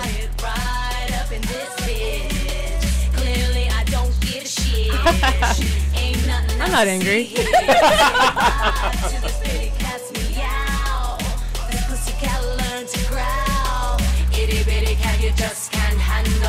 Motherfucker, I'm the queen of the jungle. Woo! All right. Woo, that is hot. That was really good, actually. I love it. Jose Amara directed it, and I sat with him. We created the song, and I sat with him. I was like, I really just want to express myself. I want to tell my story creatively, and he let me do it. The minute you hear that beat, it has such a visceral energy to it. Yeah. I mean, talk about making a statement. And leaving the Pussycat Dolls, there has to have been some disassociation with them, even though you had spent 7 years with these girls. Yeah. They're still having to do what they're doing. There had to have been some, like, girls, I mean, I'm here, you know? Well, no, they're supportive of me, and our relationship is great. I think I was just so bitter towards the end because it just got so hard. Yeah. You know what I mean? And I was like stuck, and I needed to break out of that shell, and I think this video was that for me. And it captured that for me. So sexy. Thank you. But every one of your videos is so different and tells such a different story. Yeah. Are you ever afraid of being too diverse? Mm-mm. I think the crazier the better. I'm an artist. we have freedom, when, especially with film. There's so much freedom involved, and that's important to me because, like I said, I'm shy, but in front of a camera on stage, forget about it. That just makes me laugh so much. What did you say? Like, I know it's shy, weird. girl. I am shy. Did you see? Meow. It's my alter ego. How was dating while you were in the Pussycat Dolls? It was hard. Yeah. Yeah. I had a boyfriend throughout the whole time. The same boyfriend for 7 years? Did he travel with you? Yeah. Oh, really? He traveled with you? Oh, that's fierce. crazy. Yeah, it was crazy. It was a crazy relationship, and I was very young, and yeah, it wasn't good. Do you think that helped you, though, having that kind of foundation that you weren't doing the crazy one-night stand thing all along Absolutely. the road? Because I'm monogamous. I don't like to have a lot of partners, so I like having a boyfriend. Same. You see. And drink.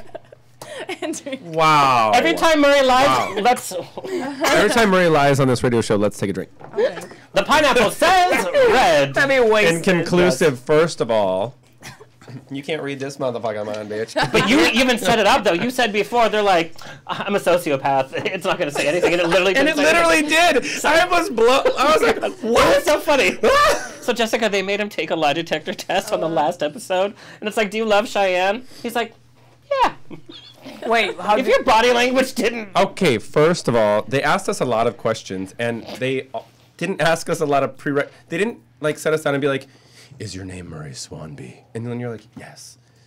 Like, I don't know. Is your name really Murray Is this Swanby? color red? You know how they give you a couple, Yeah. They didn't give us those things, so I was like, okay, let's just fuck it up. I'm like, so I just thought about, like, random things. He's asking me questions. I'm like, yeah, yes, no, okay. Murray, but anyway, I fucked up that lie detector test. You owe iHeartRadio like $40 right now, by the way. All of all my your F words. Oh, sorry. We have a lady who's getting married. Okay, so no F words. But all of my results were inconclusive. Like nothing was spiked or up or down. They're just like, we don't know what's going on in his brain. That scares me He's even a more. crazy It's like person. somebody with like. What is the longest real relationship that you've had, Murray Swanby? Me? Mm-hmm. Corey Z, actually, 3 years. I love Corey Z. Like he's a good guy. My relationships are usually like average of like a year to year and a half. Because I like to be in a relationship and I like to spend that time with the person. And I feel like once you have a connection with somebody, like the is way better. I don't know what I can say anymore. Now you're freaking me out. Anyway, That's what we do on this show. is much better and it's just better. Anyway, so I usually like go at least a year or whatever, and then you start like, I don't do like the 1 month and start nitpicking at people. I just like deal with it and like kind of like, you have flaws, let's deal with it. Here we go. But there were like some flaws that were like a little too much. So wait, how long does it take you before you actually establish a relationship? Does that make sense? No, Like, that how long actually you makes a dating? good sense because in entertainment, for good reasons and bad, I think we tend to latch on very quickly. Number one, we don't have the time. Number two, and I'm sure you felt this on the road, when you're like busy performing and there's the press, it's like you need that companionship where you could just relax with so yourself. intensely. Yeah, and so I think relationships happen faster in entertainment. They also finish faster too. Yeah, that's true. Right. The faster you burn the candle ends, is that what So it how says? long do you normally date before you get in a relationship? I mean, I usually am like, I'm very fast to start dating. It's true. So like once I start dating somebody, it's like a couple weeks, and then you like slap on the label. It's true. 2 weeks for the boyfriend label? 2 weeks? No, yeah, maybe that's too soon. Maybe 2 weeks we start like hanging out. No, I think that you do. very I'm just saying that's a little exclusively, too. and then like I finally give it. Yeah, I. No, hold we off on the believe label you. for a We while. believe you. Okay, Murray, but I don't know. Everything's so crazy right some of your fans, you love now. it. Can you read me or not? No, I can't. What am I doing? I think I can tell. You snorted, by the way. I know. That's for the TMZ. Murray Swanby snorts like real people. That's so obnoxious. We got this message many different ways. Upset. You used the word love with Cheyenne. Come on, girl. We know you didn't really. At the end of the show, even Helen Keller knew you didn't really mean love. No, I loved Cheyenne going into the show. I loved Cheyenne before I went into the show. I still have love for Cheyenne right now. But at the end of the show, you know what they were asking, how you love Cheyenne, that you really thought you were going to work on a relationship. Okay, here's one thing that I'll say. Okay, please because do. they didn't play this clip that I actually recorded in the confessional booth the night of our whole thing. I was like, or maybe they did. I don't know. I don't fucking know. Oh, sorry again. Anyway, okay, so I'm so sorry, Jessica, and friends and family. I'm so sorry. Okay, so we have a classy show. Me and Cheyenne, like going into this, we still have a really good connection. I knew that us going into this was going to spark something or not. Actually, I also knew Corey Z was probably going to be pulled into this. You never know the full everything about it because they keep it very ambiguous. But I knew going into the show I was going to rekindle feelings with Cheyenne or Corey Z because you can't live in a house with somebody for 5 weeks and not develop feelings if you've loved them at some point in your life, is what I feel. So I went in there thinking that. So by the end of the show, 100% I do love Cheyenne, and I did love Cheyenne. But I'm also like, Cheyenne, you in this house are like giving me all of your attention because there's no other guy to take your attention right now. I know you out in the real world. You out in the real world are ripping your shirt off at bars and like all over other guys, and like I'll be sitting in a club and I look over at the bar and you're trying to get drinks and you're making out with somebody. So like I have a realistic idea of what could happen outside of this house, and that's what I went into that final ceremony, thinking. I'm like, you know what? Of course, could I see myself with Cheyenne outside of this house? 1,000%, because I actually 1,000% care for Cheyenne. I love him to death, but do I believe Cheyenne in his sincerity of, does he love me and could he be with me outside of this house? Or is he doing it because he's been locked in a house with me for 5 weeks and now he's just like super infatuated and he's back in his He could say the same, Mr. Mary Swanby. Yeah, he could say the same thing, and that's true because nobody really knows. I could say that for all the relationships in the house actually, because everybody was so in this, like when you live with somebody for 5 weeks and you don't have a phone or TV or a magazine or a book, there's nothing else to do but fall in love. But there's nothing else to do but talk. And once you start talking to somebody and you get down to these, like I said, you don't get into it with every single person in the house, but there are people in the house that you get super, super close with, and you're like, damn, like this, like everything we're talking about is so real. Like I really, really am vibing with these people. And everybody in the house did fall in love. And the reunion's coming up in a couple days. And you'll see what happens, when you leave that house is how skewed reality gets and how bad the relationships broke up or if people stuck together. But a lot of the relationships were like nuclear bombs once they got outside of the house. And that's what I was thinking when I'm in there, because I'm a logical thinker. I'm like, okay, when I get out of this house, if we want to make it work, I'm cool with that because you're fucking sexy. I have feelings for you. I love you. And I've known you for 6 years. So if you want us to keep that going when we get out of the house, let's do it. So you wanted to do that? Of course I did. But I also thought when we got out of this house, you could just go back to regular Cheyenne and let's see how that goes. So maybe the pineapple is being inconclusive was a reality of my actually internal brain, because I'm like, do you know what? I would like to, but I really don't feel like that's where Cheyenne is at in his life. Do I think Cheyenne could be in a relationship right now? Maybe, but he's doing a lot of things. You know what I mean? Like, he's going through a lot of stuff, and I already knew that going into the house. So I'm like, I didn't think I was going to run out of the house being like skipping through the fields. You know what I mean? Like, lolly, lolly, la, let's be best friends and boyfriends and like just do everything. That's very forgiving of Cheyenne, by the way. That was Murray. Look at Murray be real with us. That's just how I feel in real life. And they don't show all these things, what I say, because it doesn't... It's reality TV. It doesn't sell. It doesn't make sense. So this is just me being really honest with you guys. You know what I mean? Like, that's how I feel like in my real life. And that's why people are like, I can't ever judge, like, your full emotional thing. And I'm like, because usually my emotional level is, like, pretty, like, flat. And I'm just giving you, like, reality. It's either going to happen or it's not. Would I like it to happen? Yeah. Will it happen? Maybe not. Do I care? Yeah. But I'm not going to like put all my eggs in one basket and like get upset if you want to do your own thing. It's LA, bitch. Like, we've all been burned. What's interesting, you say that you've done this. I've never seen on reality TV or even on your social media, you get really, really angry or upset or cry. And I've never also seen you like laugh like so uncontrollably. Of course, I'm sure like at house parties or, when you're on your own time. But like I haven't seen those extremes from you. Yeah. And also, Jessica, from you, too, in all of your interviews, no matter what stage they've interviewed you from, like we laughed about Entertainment Tonight, like, oh, homeless. And you're like, well, I was on my friend's couch, so calm down, Mary Hart. You know what I mean? But there's this plateau that you have to show the world, and it has to be so frustrating behind the scenes because you have all this real stuff happening. Well, it's also the professionalism that you said. Like, if you get too crazy and out of control emotional, it looks really bad. And you say a tweet that is going to be... But it's good TV. Is going to be... Yeah, but the tweet's going to be screenshotted and brought back to you 5 years later. But you know that's what I mean? still viewers to your platforms, though. That's true. Especially in today's age. Like, you know, Wendy Williams. Oh, my God, that girl.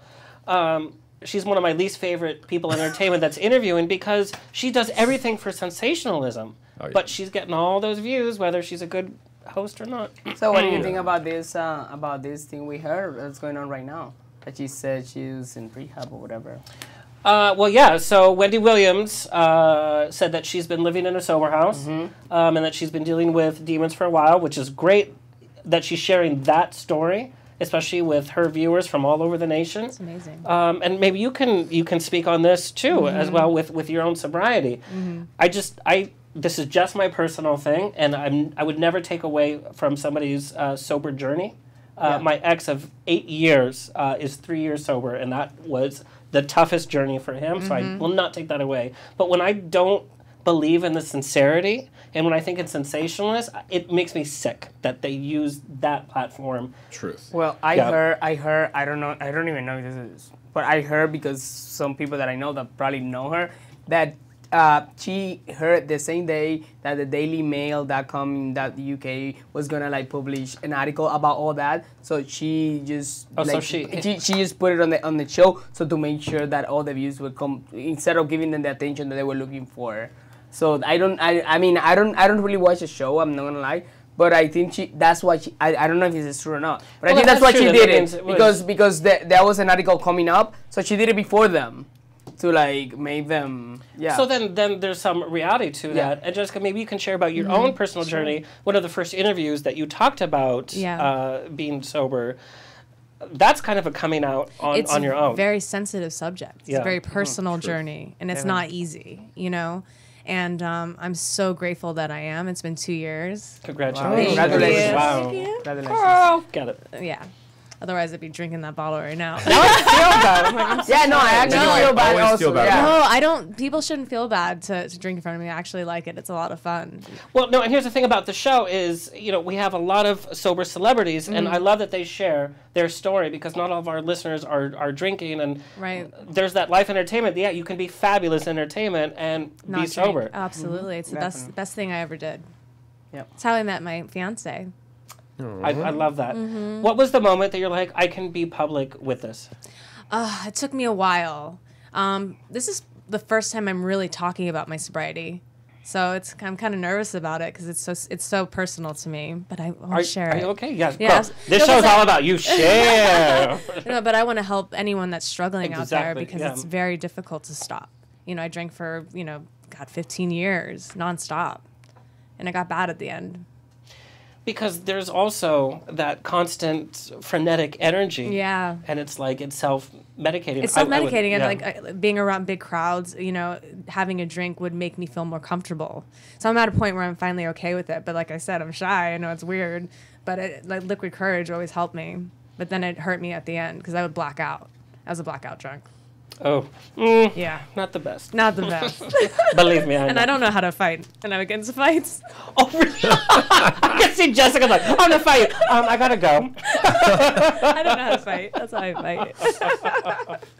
Well, thank you for sharing your story. Thanks for letting me. Entertainment can be a dangerous place. If you know how to play hard and work hard, great. If it doesn't work for you, then you shift it. It's worth it. Just stop. Well, I know you're getting married in Malibu to a sexy man named Mikey, even though I've never seen his picture.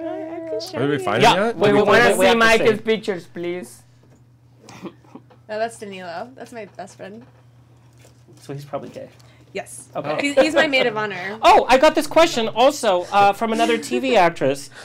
Her crowd is a lot of gay friends, and so her fans are from the LGBT community. Absolutely. I know you performed at like DragCon. You performed at so many different prides. Of course. Was there that shift where you're like, oh, the gays are like the best, fierce, right?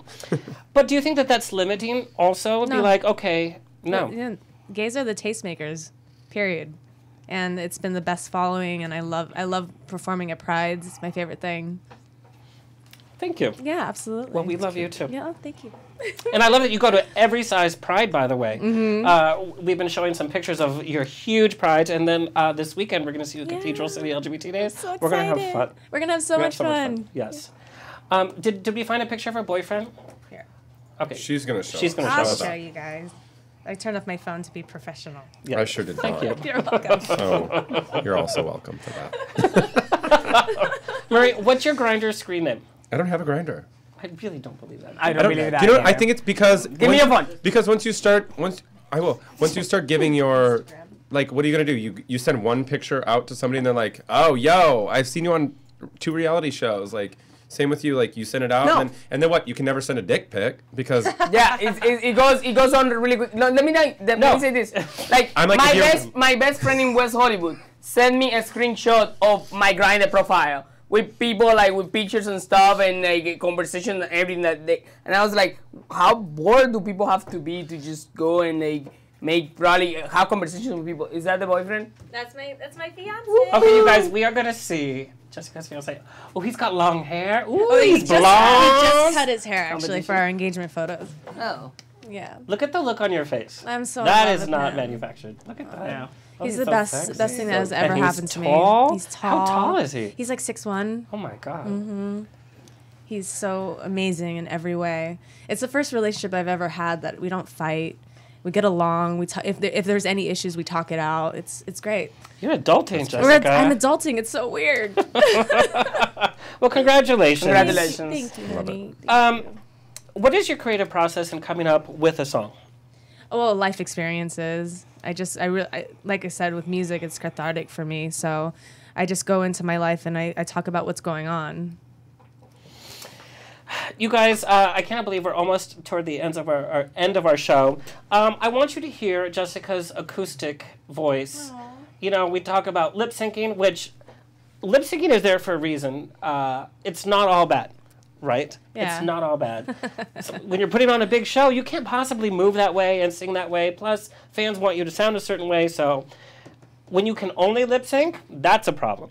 Right. So I'm going to show a little clip of Jessica's acoustic Daddy's Girl, which... I haven't seen this in so long. But this song... This song is about my father, actually. And it has a huge meaning. Like. And you grew up in a Jewish Catholic family. Well, mostly Catholic. My dad's Jewish. Yeah. But I didn't grow up with him. He was nowhere to be found. And there's Daddy's... Yeah. To tell you, just listening to that, knowing the meaning behind that... It's beautiful. Thank you. It's beautiful. I don't even know if my dad's even seen that. Oh. I don't know.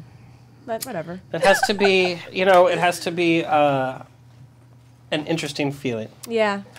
Yeah, I haven't seen that in so long. It's bringing up a lot of memories. That's why I love writing and I love singing, is because of that. Because you just express yourself in such a deep way, And I know that being part of the Pussycat Dolls was like the dance, and it was about the look. Mm-hmm. The singing was like, what's catchy, what's in the little. We really didn't have a say with the singing.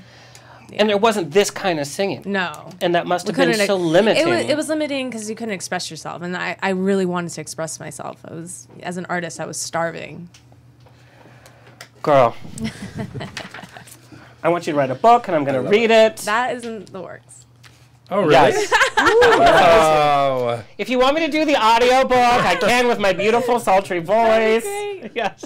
Can you imagine? I would love that. You guys, please check out more of Jessica. We're going to do a rapid fire, and then you guys are going to tell our viewers and listeners where they can find you. It's such a pleasure meeting you. So nice to meet you know how you you. feel You're like you such a know sweetheart. people? No, I'm actually not. I feel like we're already best friends. I know. Yeah. Okay. Our rapid fire is how we end. You guys have to answer 5 questions of rapid fire. It's brought to us by our sponsors, Vista Grande Resort. Vista what? Vista Grande Resort. Okay. An oasis in the oasis of Palm Springs, 29 rooms over an acre of land with rooms ranging from 250 square feet to the full luxurious full apartment that they put me in when I'm there. 2 pools, a lagoon, and a waterfall. In fact, we had Star Trek's Wilson Cruz here last week, and then he texted me. He's like, hey, do you still have that contact? He went and stayed there, had a fabulous time. Breakfast, lunch, and dinner is served. Go to VistaGrandeResort.com. Also, do you know your bare worth? Using apparel as a tool to lift your spirits and build confidence. They offer tons of fun clothing, accessories, backpacks, even pillows and towels for men of every shape and size. Visit them at bareworth.com. We're now doing rapid fire. Oh boy. Who wants to go first? Murray? Oh, sure. Oh, you did this. I know. I was just stirring my drink with my finger. Sorry. It's just a thing. All right, let's go. Rapid fire with Murray Swanby. If Okay. the men of Queer Eye were coming to make you over in one aspect of your life, what would they be helping you make over? Ooh, I don't know. That's a good question, right? You know what? Yeah, I don't know. I guess they would help me make over my. Oh, okay, I got it. They could help. They could help me like redesign my house because my apartment like really isn't that cute. Oh, really? It really isn't. You know what? I like have all these like thoughts and ideas, and then I like do something, and I'm like, that doesn't look good with that. But I already did it, so it's just gonna stay that way. Okay, all right. I thought maybe like first dates or something like that, but No. okay. I crush it at that. Yeah. You move in on your first date. You're like a lesbian. It's like, do we go to U-Haul right now, or like what's happening? Do you want to sign a check and go right to U-Haul, Yeah, right. or like I don't even think they're open right now. Oh, they're always open. We know about your sex on the beach. What is the strangest place you've had relations? Wait, you're just getting all 5 right to me? In a Yes, row? it's called rapid fire. Yes. Oh shit. we Okay, really do. what was it again? Sorry. We know about your sex on the beach on MTV reunion part 1 this Thursday. What is the strangest place you've had relations? Okay. Don't worry, Jessica. Your Driving. questions are classier. Okay. I'm No, sweating. they're Oh, classier. they're different Yeah. questions? Yeah. Okay, rude. Okay, anyway. Driving down the freeway. I was driving, Oh, my. and my ex-boyfriend was, like, doing the whole thing, like, riding me, and it was a... Oh. It was in, like, through North Dakota, where, like... North Dakota! The road is straight for, they like, let go? 900 miles, and you can just... The road is not the only thing straight in You North put the Dakota. cruise control on, and you just roll the seat back and just let it happen. Wow, 2 bottoms don't make a right. Interesting. Okay. Kiss, Marry, Kill. Corey Z, Cheyenne, Pablo Hernandez. Oh, wow. This was not from me. Wow. This is from... Wow. This is an email that was sent. What were my options with those Kiss, three? Marry, Kill. And we Kiss, know marry, what kiss kill. actually means. F, Marry, Kill. Corey Z, Cheyenne, Pablo Hernandez. I don't even think I can say right now with the reunion coming up, but I'm just... Oh, Kiss all of them, fuck. girl. I'm just going Kill them all. Kill Kill them all. I'm Kurt just has going to go. to fuck them all. How about that? Oh, God. And I want to marry none of them, and I want to kill Corey nobody. It's Corey with a Z, not Corey with an S. It's Corey with an S. Nuts. Okay. Goes nuts. Yeah. Oh, Murray, this is so fun getting to know you. Part of your body that you would change. I would obviously say my ass. Because I love a good ass, and like I don't work my ass enough because I'm very focused on, like I want this to be better and I want this to be better, and I'm never fully satisfied with my body because nobody ever is in the fucking world. That's right. But my ass, I know for sure needs some work, and I would love to have it like a little juicy bubble butt. Oh, funny, because we see so much of it. Well, you'll see some more of it. It's getting better. Squats. Like What? you've had complaints, like literally. I mean- You are getting married to the love of your life. Oh, this is so. And 'cause I just found out about your engagement. You are getting married and you love him. Blah blah blah. Wedding bells. But he either gains 30 pounds, loses all of his money, or can't have sex anymore. Which one can you absolutely not deal with? Entertainment Tonight. Are you listening? These are the. I could deep handle questions. them getting 30 pounds. What are the other two? I don't believe that. I could. Loses all. Because of his money. then they ain't going to find anybody else. Is that what happened I'm with? just kidding. Okay, what are the other two? Loses all of his money, Loses all of his money. or can't have sex anymore. That's really tough for me, actually. I can't decide. Jessica, You're awful next. at rapid fire, by the way. Marie, tell our I viewers can't do and either one of those. listeners- I'm going to need both of them. I'm going to need you to have like a little bit of money. Okay, I'll just deal with the money. We just have to have good sex for the rest of our life. I'll deal with the Okay, rest. all You right. can be a housewife. It's like I'm cool with Moulin that. Rouge. Yeah. If they're poor, Deal with it. okay. Tell our viewers and listeners where they can find you. I'm on Instagram on Murray Swanby LA, Twitter Murray Swanby, Facebook /Murray Swanby, anything else /Murray Swanby. And just for fans. I'm just kidding. Okay. Who wants to go next? You go next. You I'm go swe- next. Okay, I'll go next, but I'm sweating Okay, after Jessica, those questions. keep it up. I'm sweating because I have to pee. We're not even getting the same I'm questions. really have to be I so want her to have bad. all those Oh questions. God, please no. She's engaged to be married. She's a Okay, lady. okay, you're- Most embarrassing song on your playlist. Oh, Icky Breaky Heart. Oh, yeah, that's pretty bad. That's pretty bad, right? What song are you more than done with singing that you still have to sing? Oh, Don't Ya? Yeah. Yeah. Because it's not like a singing song. It's like, yeah.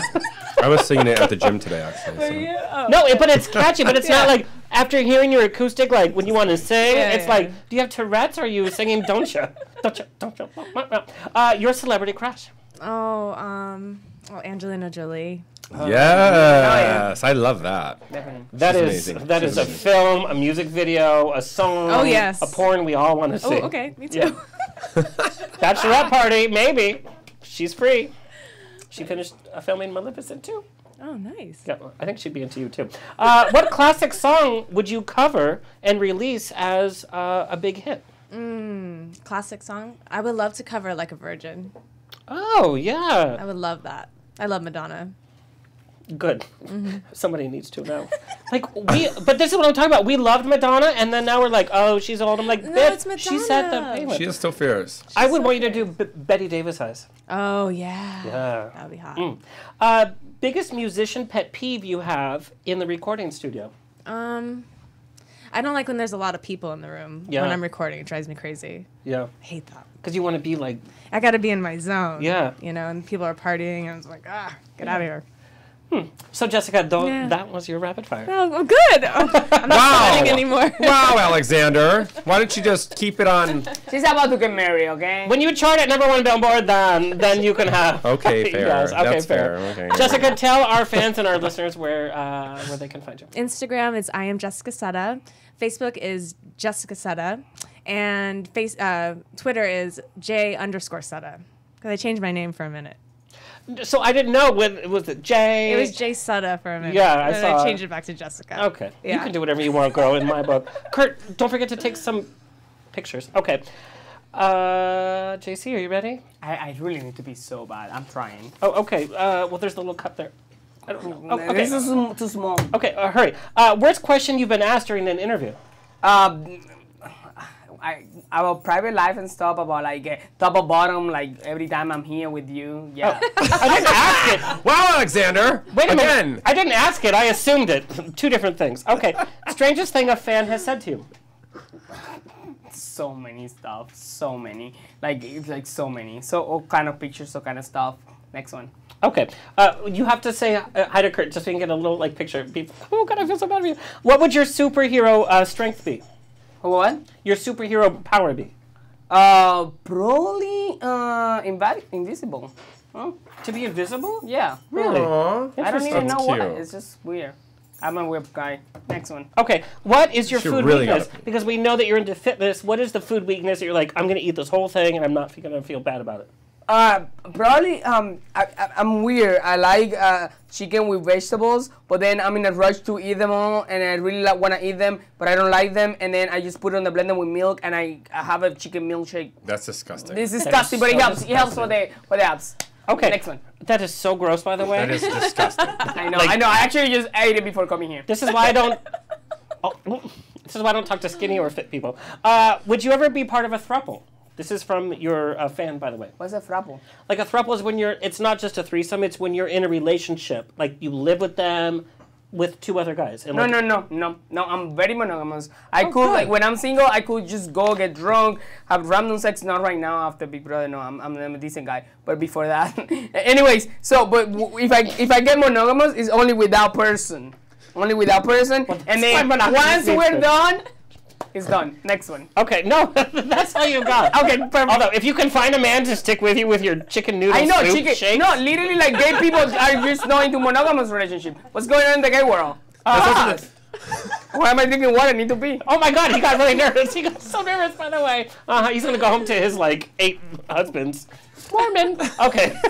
Where can our listeners and viewers find you? I'm dying right now. All right. No, where can they find you? Oh, yeah, JC Mounduix all over Facebook, Instagram, whatever. Yeah, Twitter. Or else you can find him in the bathroom because he's about to pee his pants. Real fast. Big thank you to our guest for today, my guest co-host, Jason. Thank you so much. Kurt, our engineer, Mama Rose in the chat room, our sponsor, District Rider Resort and Bearwith Apparel, Here TV, and you, our loyal listeners. Share us, tweet us, DM us. Next week we have Reed Ewing from Modern Family, by the way. He plays Haley's husband, and he's in the next 2 seasons. He came out, and he has body dysmorphia. Somebody that tall and beautiful has body. So we're going to talk all about that. We also have... we have Andrew Christian model Nick Mask is coming here to chat about his dating life and more. And then you guys, in 2 weeks, we have a very special women entertainment episode. We have Marlene Forte, one of the leading Latina actresses, and Alicia Coppola, who's making waves in front of the camera and behind the camera. You guys, thank you so much. See you next Tuesday. This has been On the Rocks with Alexander, every Tuesday at 7 p.m. on Universal Broadcasting Network. Find me on Facebook on the Rocks Radio Show. Tweet me or Instagram me at On the Rocks On Air. See you next Tuesday!